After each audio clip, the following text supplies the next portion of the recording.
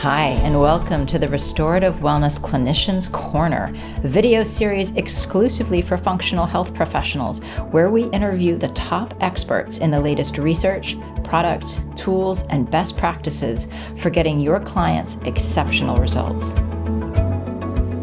Hello, everybody, and I hope you're having a wonderful Tuesday. Today's interview is a really important one. I chatted with Brendan Vermeire on the connection between metabolic health and our mental health. Brendan got really personal in this one. He shared his own history with mental health issues, which compelled him to dig a lot deeper than what's offered in the conventional medical model in terms of underlying causes. He is doing some really excellent work in this area, including identifying some key biomarkers to assess some of the neurological factors that can contribute to mental health issues. Now, we talked about a lot of really cool things here, the difference between psycho-emotional health and neurological health. He shared his key 3 pillars for mental health. And we also talk about some nuanced aspects of how to work with labs and what information we can glean from them, both the power that we can and the promise of working with labs, but also the limitations and some key considerations that we really need to keep front and center, especially as functional practitioners. One very important note, this episode contains discussions about suicide, which may be distressing to some listeners. So please take care of yourself and feel free to pause or skip this episode if needed. And if you, a client, or someone you know is struggling with thoughts of suicide, help is available. We have provided a list of free, confidential resources available 24/7 in the show notes. Thanks, everyone. Enjoy the show. Welcome, everyone, to today's episode of the Restorative Wellness Clinicians Corner. I'm super excited about our conversation today. It's a really, really important one. We are talking with Brendan Vermeire, who is a clinical researcher, functional medicine practitioner, and educator passionate about teaching a root cause approach to mental and metabolic illness. He's the proud owner of the Metabolic Solutions Institute, home of the Functional Mental Health Practitioner Certificate Program, which we'll definitely be talking about a little bit later. Now, I met Brendan at NANP's Heal.con last spring, in the spring of 2024, and I heard him speak on a very compelling talk on mental health and a functional approach to issues that I think a lot of us don't think of addressing functionally. He has developed a set of functional markers, or kind of compiled a set of functional markers that he's using to identify the core root issues of some of the issues a lot of people think as purely psychological disorders and that aren't as connected to our physiological health as we're going to unpack today. So thank you so much, Brendan, for joining us here. Well, thanks for having me back, Margaret. It's always a pleasure to talk to you, and I'm sure we're going to have a fun conversation that the audience will hopefully benefit from. Absolutely. I would love to start, as we always do, with your personal story.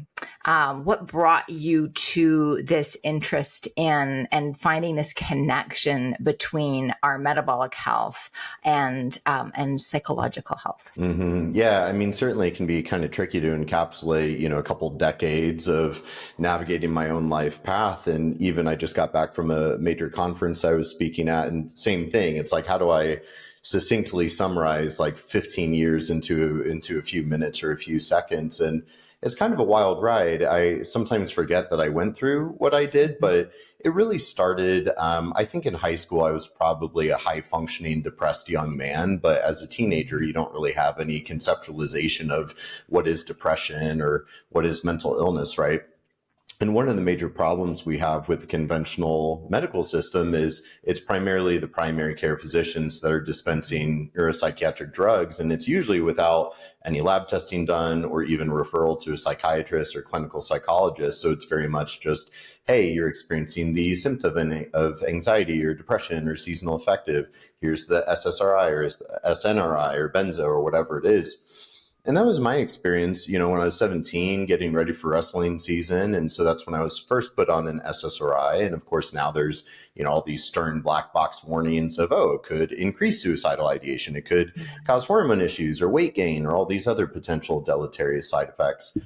But for me, the big thing was in high school, my at the time dream was to become a Navy SEAL. I grew up doing martial arts and I took the way of the samurai lifestyle like very literally. So as a teenager, it was like, well, okay, samurais aren't really a thing anymore.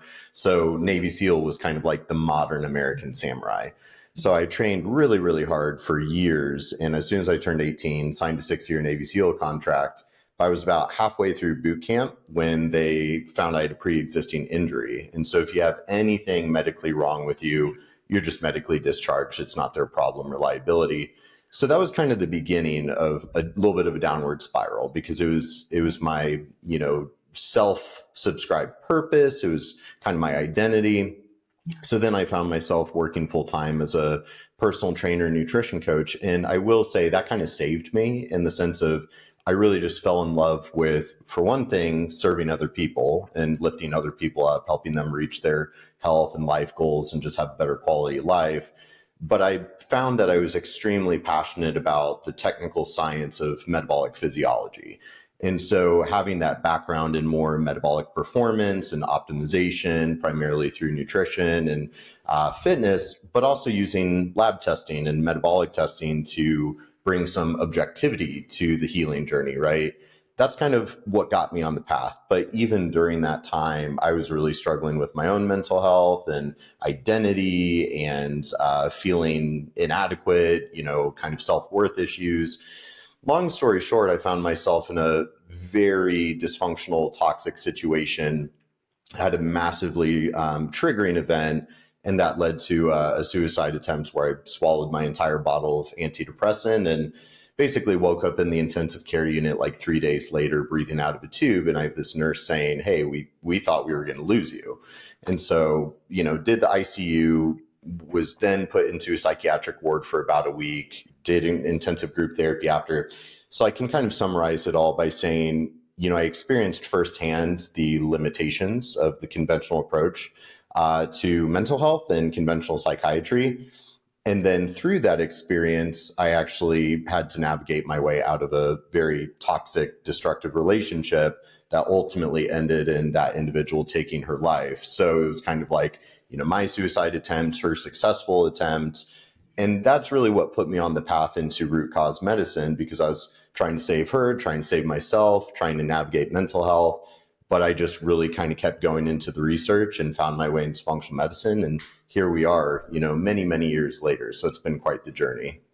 That's a really, first of all, I'm so sorry for your loss and for going through this experience, a really profound experience. And as knowing you the way I know you now, I would expect nothing less than you turning this into something that can benefit and help, many, many other people, which I know you are very actively doing, which is wonderful.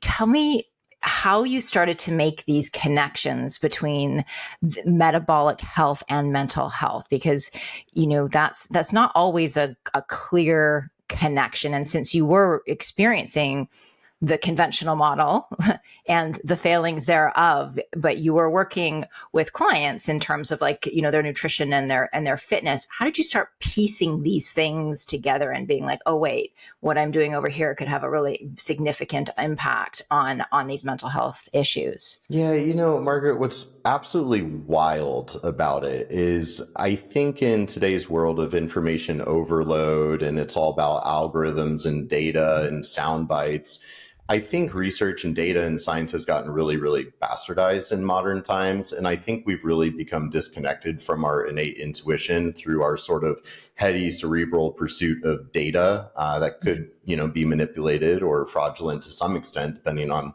where it came from and how solid it is. But it's like, anecdotally, back in the day, personal trainers, fitness professionals, there was that earned wisdom of being in the lab, of you're working with a real client in the trenches. You see what gets results. You're measuring, lab testing, metabolic testing, fitness parameters. I guess I'm sort of postulating, do we really need a double-blind randomized controlled trial to show that, hey, well, actually, exercise is a great natural antidepressant, or building muscle and boosting your metabolic health might somehow influence your mental health? Whether that's, I think it's important to delineate with mental health, Are we talking about psycho-emotional health, more belief systems, or are we sense of self, sense of confidence? Or are we talking like neurological health, the health of the cells that actually make up our central nervous system? And the cool thing about what I do is certainly my career is very research based, but my life is much more spiritual and philosophical based. And so I kind of like to use science to bridge that gap, because now certainly, we could talk about all the cool science of, well, we do have the research that definitively proves that lifting weights or yoga, exercise, building muscle, it's not just about aesthetics or to pump up your ego. It actually is an evidence-based intervention that now, all the white coats that how many of them are actually exercising regularly and walking the walk and talking the talk. And now they're like, oh, well, actually, we have this novel therapeutic strategy called get off your butt and go work your body and, earn the resilience, earn the metabolic health. Something I really like is you don't swallow a capsule of metabolic health. You build it, you earn it. So that was very attractive to me when I was young, and kind of how I got more into fitness and nutrition, because I was always like a smaller kid. I wasn't the smartest or the most athletic or whatever, but I realized I had discipline, I had drive, I had self-control, and I could control those decisions of what food do I use to fuel my body, or how hard do I push myself to excel. So certainly I think, fitness and the pursuit of fitness, it can be a very beautiful journey, both spiritually and psycho-emotionally, but there's absolutely no denying its therapeutic potential. If I had to pick one therapeutic strategy to combat chronic disease, it's going to be exercise, hands down. Right. 100%. I think that it's something that, there's a big move in the functional space overall to have more and more, the evidence-based medicine. And I love it when new research comes out that explains mechanisms that we've been seeing working in clinical practice for years. Yeah. And exactly as you say, when you're in the trenches and you're working with real humans, and you see what works and what doesn't work, and you follow what works, right? And you let go of really quickly what doesn't work, because it doesn't work. So you're not going to do that. So I think that makes a ton of really good sense. Let's talk about some of these markers that you are using. You talk, and I really like this distinction between the psycho-emotional health versus neurological health. Can you dig into that and unpack that a little bit more for us? Yeah, absolutely. I mean, I often preach that I think the three major pillars of mental health are mindset, metabolism, and microbiome. Certainly there's a lot of other, root cause factors that we might want to consider, hormones or toxic burden or self-infections or whatever the case might be. But when I think of the big rocks, the three major pillars that hold up the hypothetical stool that is mental health, I think our mindset, our psychology, our outlook, our belief systems, our core values is a major pillar. I think our metabolic engine, it's quite literally the engine that propels this amazing meat suit forward and allows us to participate in the sandbox of life.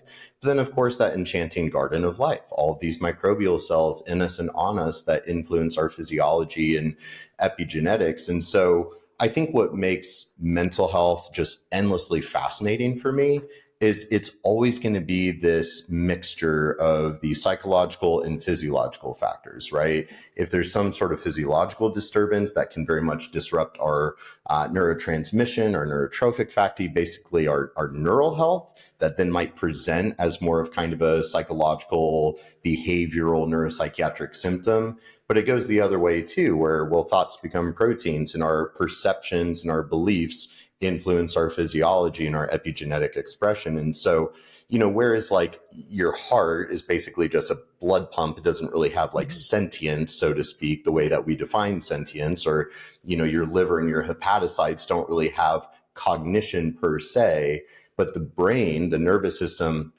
totally different beast. And so we have to kind of look at it from this holistic angle of what are the psycho-emotional energetic input signals that your brain cells are receiving and how your nervous system is responding to that, but also the physiological input signals, whether it's heavy metals or different metabolites from the microbiome or different nutrients that fuel the brain or mitochondrial dysfunction.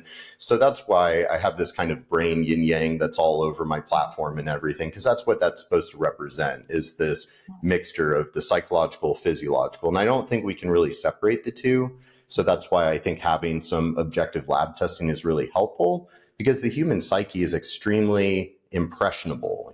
As humans, we're very impressionable. So we can at times start telling ourselves a false story, a narrative of, well, I'm chronically ill and I'm traumatized and I'm never going to get better, and all these self-limiting beliefs that we kind of have to work through and dismantle so we can build new belief systems that are in more alignment with where we're trying to go physically, psychologically, and spiritually.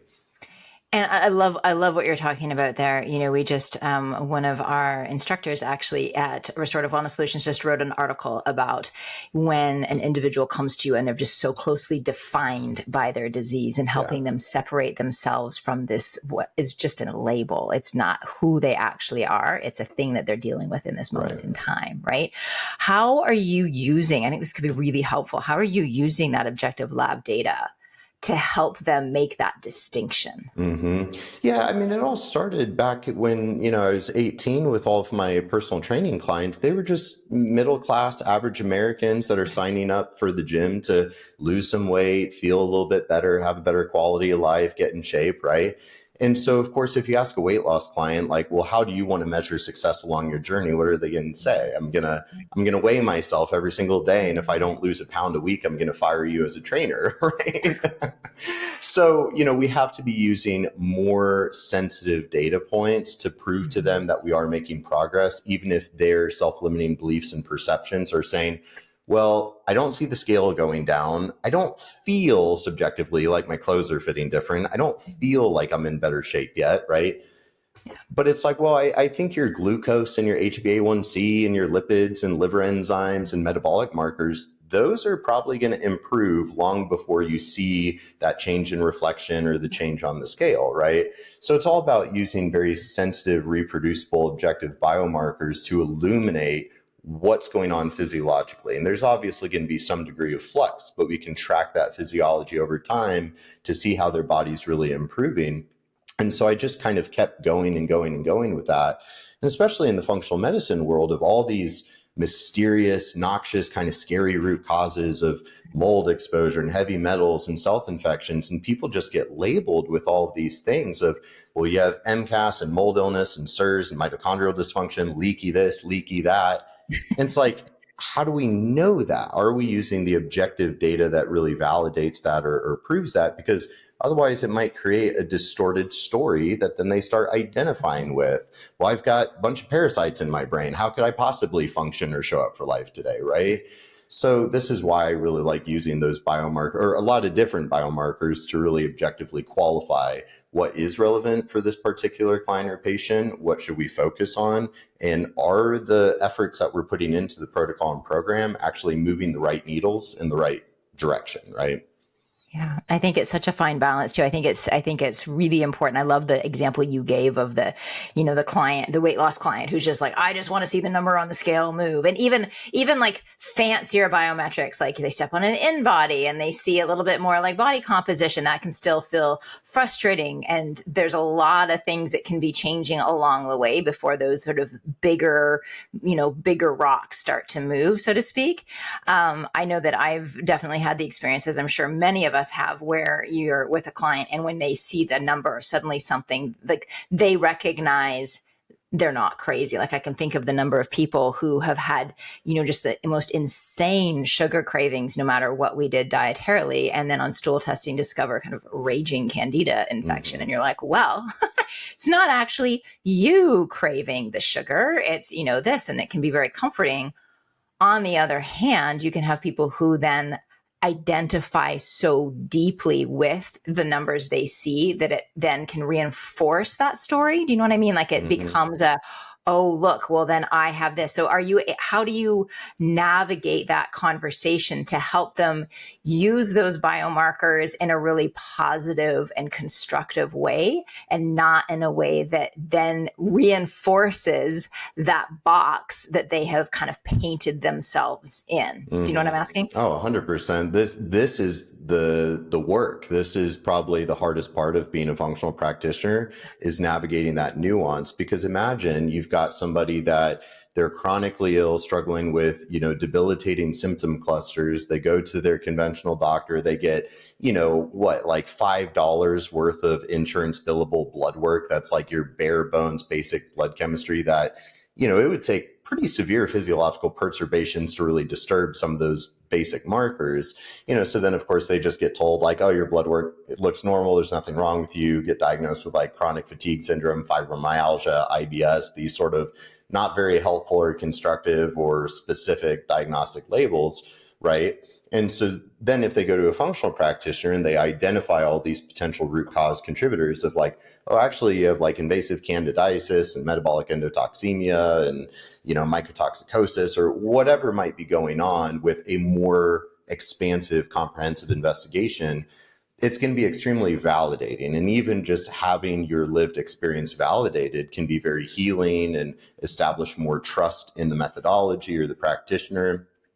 But on the flip side of that, if improperly implemented, right? Like, let's say one of the biggest things I do as an educator is trying to bridge the gap between functional testing and clinically established biomarkers. And it's a really important thing we don't talk about in this industry, where a lot of functional testing is usually using more novel, newer technologies to test for the presence of something that could possibly hurt the body, right? So I always use the example of like urinary mycotoxin testing. We can measure how many mycotoxins you're peeing out. Now, there's hundreds of mycotoxins known to man, whereas all the tests are only measuring about 20, maybe 30. So very limited with what we can actually capture. And then of course, the level of toxin excretion doesn't really tell us anything about what's going on physiologically. We have to correlate the toxin level and excretion with, well, what's going on physiologically with clinically established biomarkers of inflammation or oxidative stress or kidney filtration or liver function. So if we're not assessing the physiology and assessing for the presence of root causes and correlating that with the clinical presentation, then we're going to accidentally get ourselves in a situation where, let's say you've got more of a novice green practitioner, they just graduated from a program, they learn about mold illness, so now they're just running mycotoxin testing on everybody without doing that more comprehensive clinical workup.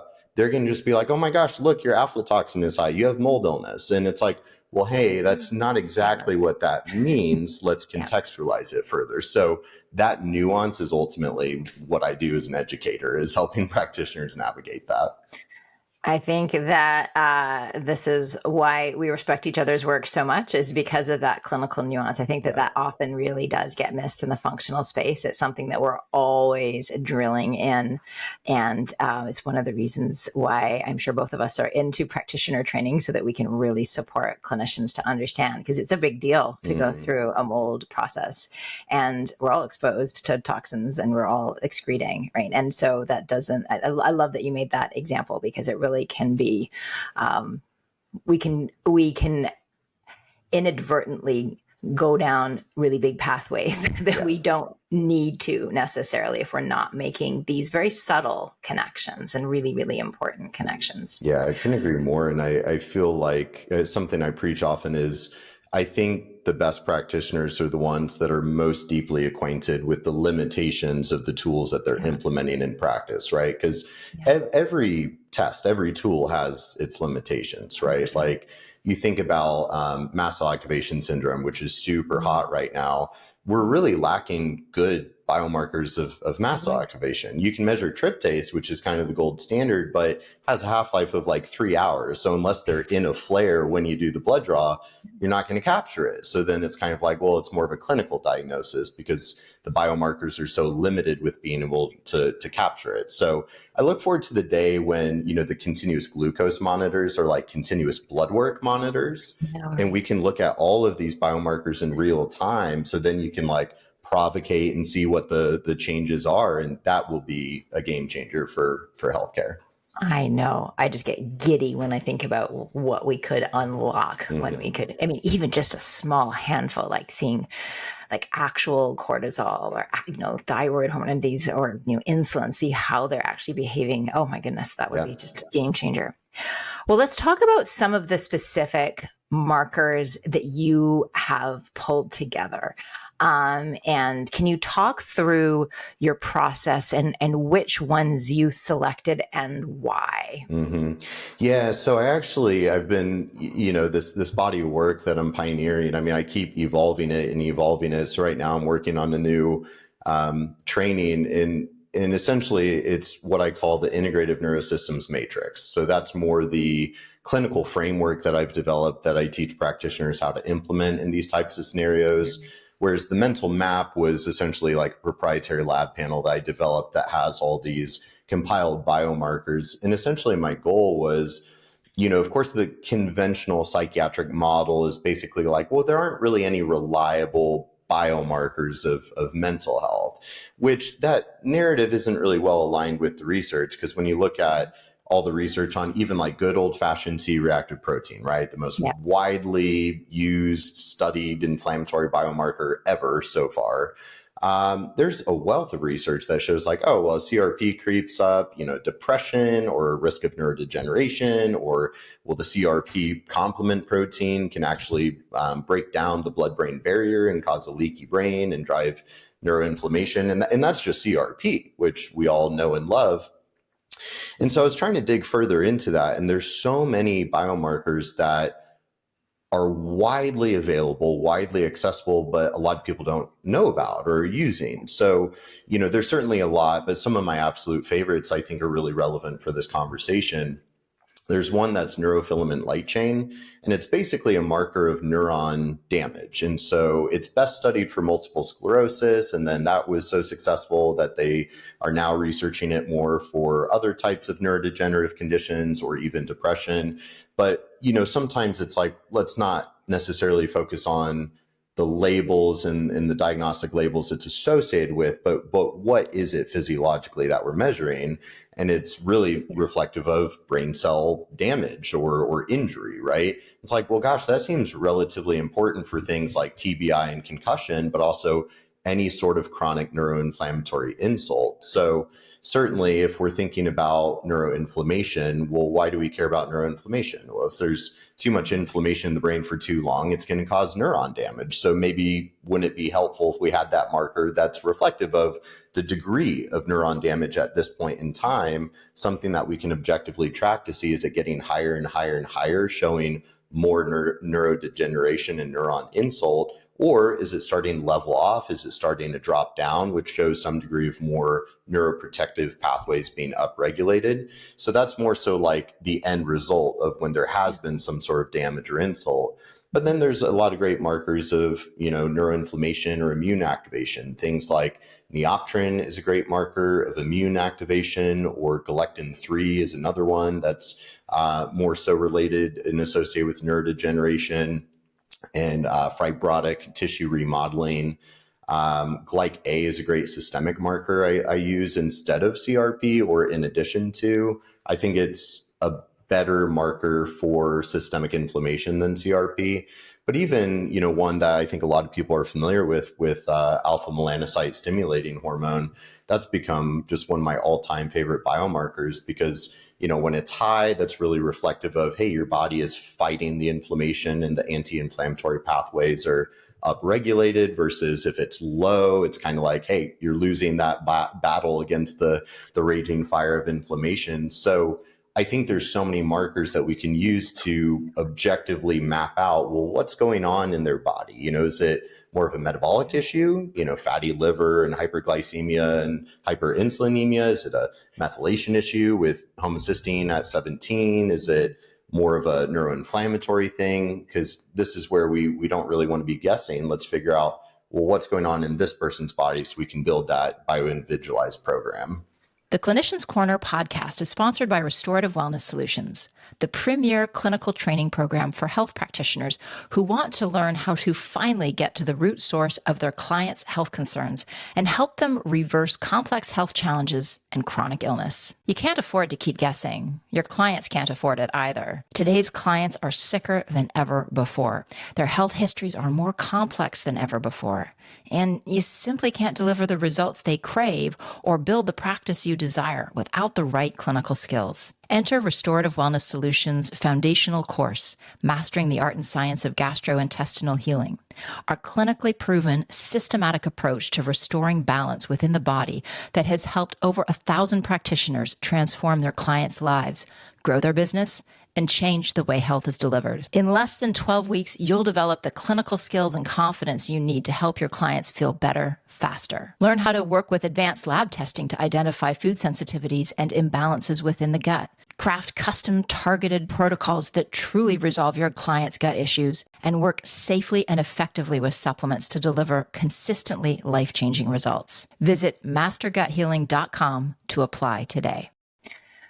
When a client comes to you, are you running a full set of labs that includes some of these more specialized neurological markers right from the get-go?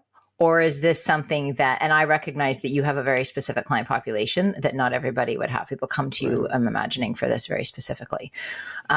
So my questions are, do you run, is that kind of step one, is to run that comprehensive panel to get a sense of what's going on, and then that guides where you dig deeper? Or are you doing other kinds of foundational testing and then running these later on in your clinical process? Yeah, really great question. Something I feel very strongly about because, sure, in an ideal world where budget was unlimited and money doesn't matter, I would run all the testing on everybody all the time, just thousands of data points, but that's not reality. And I really don't think functional medicine is very functional if nobody can access it or afford it.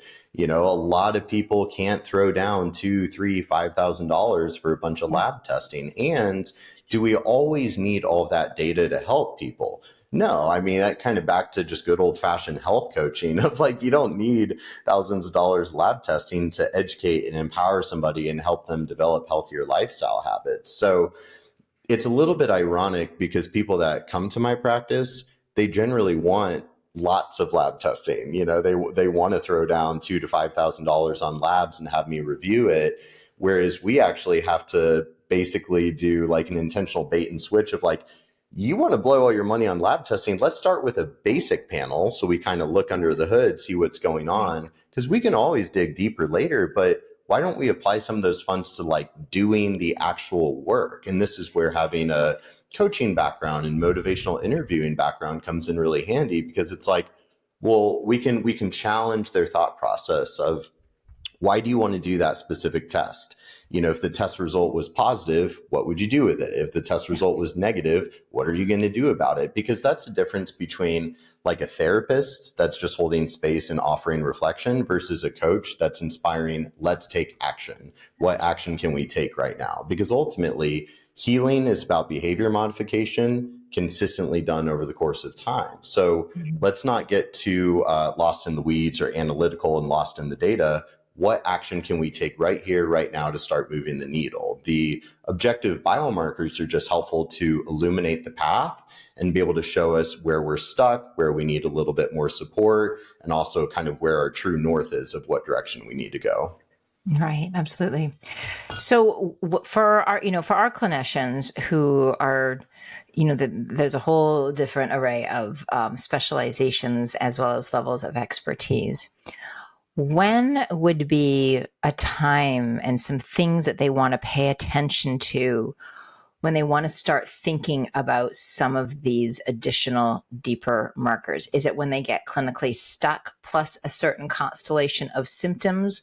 Or is it, I'm hearing these symptoms, I'm hearing the client speak of these things, let's bring them in now? So when for people for whom, it's in some cases, people absolutely will have clients that come to them very specifically for depression, anxiety, some of these overt mental health issues. But in other cases, it's just the stuff that comes up. And in fact, it kind of relates back to what we talked about earlier. So often, just the fact that they have been sick for so long, a lot of our clinicians work with people who have been incredibly ill for many, many years. Mm-hmm. And that in and of itself is a very challenging situation to deal with psychologically. Mm-hmm. And so So when in their clinical process, should they start thinking like, oh, I need to be considering some of these other elements? hmm Yeah, I mean, certainly with a thorough, rigorous clinical intake and applying, systems biology, critical thinking, we can identify, hey, it seems like this person has a lot more neurological type symptoms, or hey, their gastrointestinal symptoms are really raging. So certainly with like the clinical questionnaires that we use in my practice, if we're seeing more severe symptomatology scores, especially different symptom clusters that are across multiple systems, and part of it too with the clinical intake and the history, am I dealing with somebody that, let's say, is more kind of living the standard American lifestyle, eating the standard American diet, where there's so much low hanging fruit from a foundational lifestyle behavior that let's not overcomplicate it.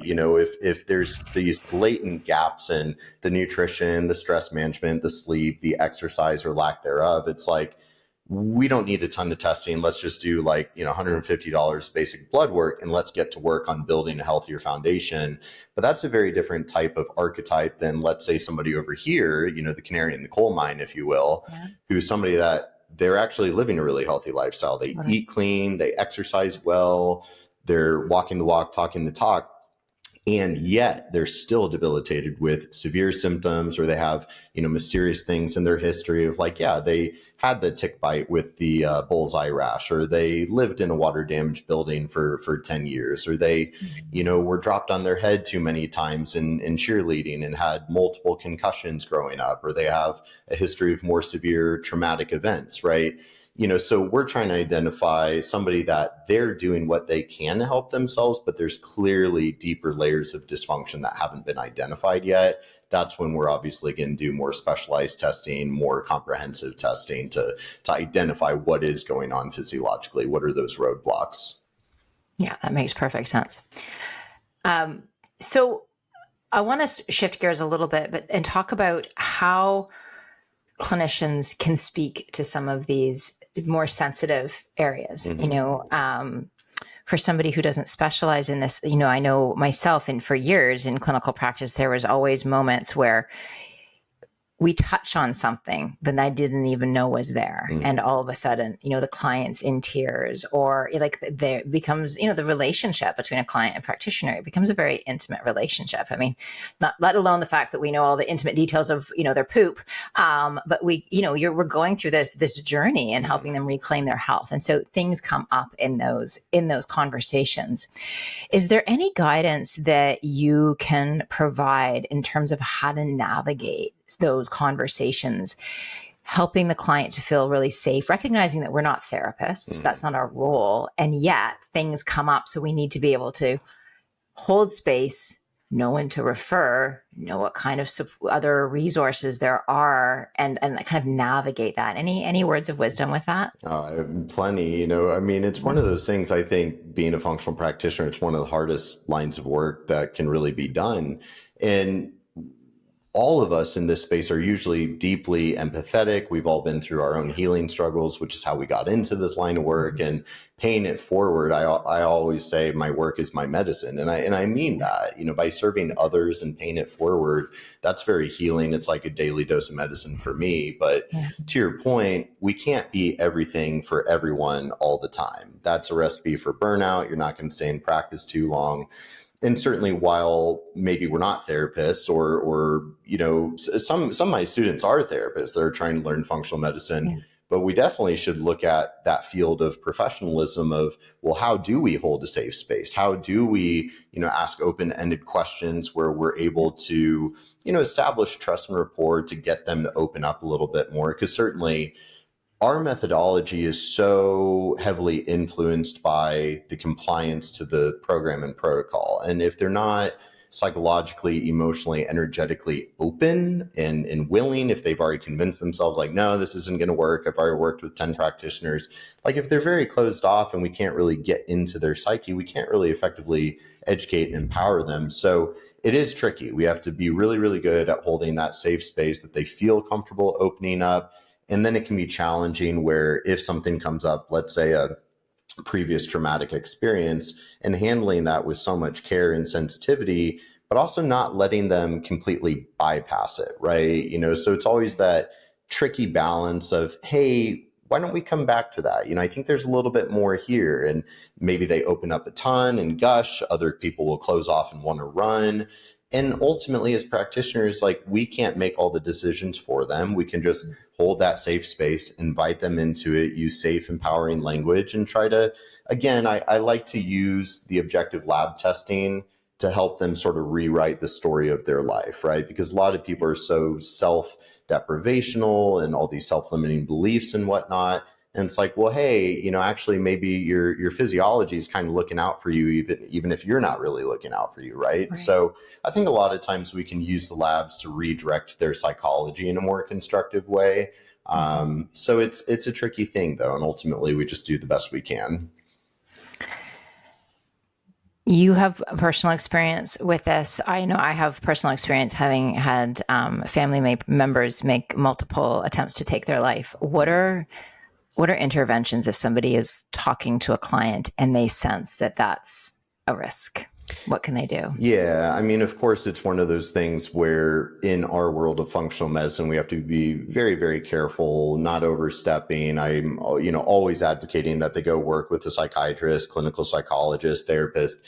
That's kind of the unfortunate thing. And in my practice, sometimes we'll get individuals that they've been turned off by conventional medicine. So it's like they're anti-neuropsychiatric drug, even if they might be a person that would really benefit from a neuropsychiatric drug, right? Or then maybe they're anti-therapy because they had a bad therapy experience. And it's like, well, just because you had that one bad experience doesn't mean you don't need it or couldn't benefit from it, right? And we can't expect like a handful of supplements is going to fix everything, right? So we always have to make sure that we're referring accordingly. Candidly, if they're not psychologically stable, it's really hard to coach them through a functional medicine protocol. They need to be stable and coherent first and foremost. So there might be a time that they need to go work with a psychiatrist and clinical psychologist before. Then maybe they could hire a personal trainer, work with a nutrition coach, work with a functional practitioner, and do some of that work as well. But certainly, I sometimes wish I had a medical license, because when it comes to trying to really move the needle quickly, there's so many powerful therapeutics we have these days that can do that, whether it's peptides or hormone replacement or psychedelic therapy that can be a massive game changer very quickly. Because when you have somebody that's in a very deep, dark place, they usually need symptom relief very rapidly. You're not going to be able to, hey, let's get an air filter and a water filter and move out of the moldy home. Like, no, they need symptom relief, first and foremost. They need the brain fog and the crippling depression and anxiety to alleviate before we can really do that more active care, passive care versus active care. In order to do active care, you have to be coherent and able to do that active care for yourself. So certainly, I think whether it's, antidepressants used effectively or the psychedelics, peptides, hormones, something like ketamine therapy, that can be a very rapid antidepressant effect for somebody that might be at the end of their rope. So I think in today's world, we have so many more exciting tools to consider. I think that's really, really important and helpful advice, is to remember that they need to be at a place where they can actually do this work. It is not easy work, for somebody who is, who's not struggling with any kind of mental health issues. So I think that that's a really, really good reminder to have that support, to build those networks, and also to do the research in terms of the power of some of these different therapies, so that you can actually speak to them a little bit and help them navigate that, and help them find the practitioners that can support and complement the work that you're doing. What do you think are some of the biggest mistakes that functional practitioners make when it comes to mental health? And maybe this is one of them, that they rush in and try to do it all. Yeah, it's interesting with like my program and mentoring other practitioners, and then seeing what they're trying to implement with their clients and everything. And this is where, when I came into the functional medicine world, I didn't necessarily feel like some of the skills that I brought from my previous career as a health and fitness coach were going to translate that well. But I've actually found the opposite, where I think a lot of clinicians, especially more conventionally trained doctors that are trying to become functional, a lot of times they are lacking the coaching skills, the coaching psychology, the motivational interviewing. It needs to be very empowering. For example, one of my practitioners was messaging me earlier today of like, well, the client's asking me all these questions of like, should I keep taking the supplements I was already taking, or how do I take this and that? And it's like, well, it's not a prescriptive model. We're here to educate and empower them to make their own informed decisions, right? That's the difference, is we're walking that path with them. As far as like the most common mistakes, to your point, I think we touched on it earlier. I would say the biggest one is, I think you get into the functional medicine world and you learn about all these root causes, and I think if you just accept some of the rhetoric at face value, it can be a little bit misleading at times. And then it's easy to kind of get into like, you start dabbling with a little bit of functional lab testing, you start throwing around labels of like, see, you know, I knew that you had mold illness. Look at all these mycotoxins in your urine, or like, look at the heavy metals coming out, or look at the Klebsiella on your gut test, right? So we have to make sure we're tracking physiology, not chasing root causes. We're not chasing symptoms. We're using safe languaging to educate and empower them to make their own informed decisions, so they're not just outsourcing their power onto us, right? It's their work that they have to do, but we're building the path, constructing the path. We're walking it with them, navigating roadblocks with them. That's what a practitioner should really be doing. Something that you mentioned earlier that I think is really pertinent here is that when you were evaluating these lab markers, you weren't just looking at how they're used diagnostically, which is for the vast majority of us out of scope of practice anyhow, but you were looking at what actually they were measuring, right? Like you're looking at the actual mechanisms. And I think that that's something that as functional practitioners, we sometimes get caught up in the numbers, and we can chase numbers or chase symptoms, you know, and it gets very, it's powerful work that we're doing, and we all have a responsibility to know what it is we're working with, right? Like, what is this number actually telling us? And knowing the limitations of that, as well as the power of that. Right. Like you said it yourself, and I'm always saying there's no such thing as a perfect test. Every test has its flaws. Every test has its limitations. And knowing what this piece of information is actually telling us, knowing the potential of that, but also the limitations of that. And just, you know, I think it's a really important piece of this puzzle that is important in everything that we do in functional health. Maybe especially so when we're talking about mental health. I don't know why this is. I'm showing my bias and prejudice here, but there's a piece of me that just feels like this mental health piece, maybe because there's still a lot of elements of it that is unknown. You know, the brain is still a very, very mysterious organ in the body. But I feel very protective of it. It feels very precious, and it feels like we need to tread very carefully here. And so it behooves us to be, you know, thorough the way that you are, and really understand what it is that we're doing, and not sort of not to jump to conclusions too quickly. Does that make sense? Yeah, I mean, the more I dig in, like I would say what I'm most passionate about in this space above all else is the biomarker research. And it's crazy, like the deeper and deeper and deeper I dig, the more I realize how little we actually really have it all figured out. You know what I mean? A great example to your point about like a diagnostic marker versus then maybe using that same marker, not diagnostically, but functionally, right? Yes. You know, especially just with my background, my whole career, I've been trained to think in terms of physiological function. I don't think in terms of diagnostic criteria. So a great example would be like fecal calprotectin, right? You know, it is the gold standard biomarker for intestinal inflammation. And conventionally, it's really just used as a diagnostic marker for IBD, of like, oh, you have raging calprotectin, therefore IBD diagnosis, therefore here's your steroid, right? But if we look at that marker through the lens of functional physiology, it's like, well, it's not just a diagnostic marker of IBD, it's a functional indicator of intestinal inflammation and neutrophil migration to the intestinal lumen because of some sort of pro-inflammatory immunological insult, right? And of course, the degree of elevation. Are we talking a calprotectin in the thousands or the hundreds or like 50, right? And so certainly, if I start with a new client, you start with a new client that's got like raging gut issues and they're rocking a calprotectin of like 300.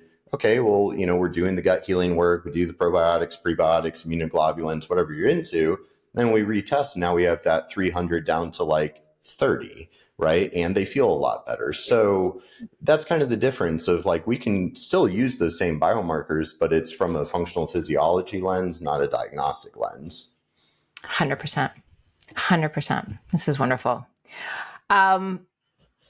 I want you to share a little bit about your training. You have practitioner training, and I'm sure there's going to be people who want to dig into this very specifically and more intensively with you.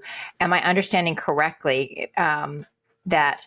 So a little background context for those of you who weren't with us in our first run through. We actually did this interview a couple of months ago, and there was enough technical issues that we've had to do a re-record. So I'm just wondering if since that time, is there a whole new training? It sounded like, 'cause I know you have been working with that mental map, and then you have the integrative neurosystems framework. Do we now have 2 trainings, or walk us through how you can support these folks who want to go deeper? Yeah, thank you for that. It's the Functional Mental Health Practitioner Certificate Program. And, when I certainly have a lot of credentials, I work with a lot of organizations in the space, but I saw a little bit of a needs gap when it came to functional medicine for mental health. I haven't really seen like an established training program or methodology around it. And certainly I created my own framework, as I alluded to there.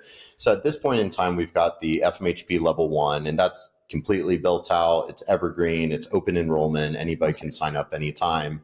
But I'm always working on evolving the content, expanding. So right now we're building out the level 2 curriculum. And so, we revised our mold illness training. That's what's launching now. And then we're doing neurotransmitters. And what I'm really wanting to do, though, is build out a completely brand new module for the level 2 curriculum that teaches that integrative neurosystems matrix. Because I think it's taking everything I've been pioneering for years, but a more structured, solid clinical framework that can be reproduced and trained to providers. So that'll be my big project for later this year, I'm sure.